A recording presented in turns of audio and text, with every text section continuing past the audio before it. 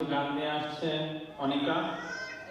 সখী ভাবনা কাহারে বলে, গানে গানে আমাদেরকে বোঝাবে অনিকা। অনিকার জন্য করতালি। সকলকে বসন্তের শুভেচ্ছা। ছোটবেলা থেকে আমার বসন্তটা অনেক বেশি চারুকলার বকুল তলায় কেটেছে এবং আমার কাছে বসন্ত মানে রবি ঠাকুরের গান, নাচ সবকিছু মিলিয়ে অনেক আনন্দঘন মুহূর্ত। তো এই জন্যই সবার জন্য চিন্তা করলাম যে রবি ঠাকুরের একটা গান গেলে হয়তো সবার ভালো লাগবে। হopefully সবাই পরিচিত গান এবং সবাই অনেক আনন্দ পাবেন এবং গলায় গলা মেলাবেন। ধন্যবাদ।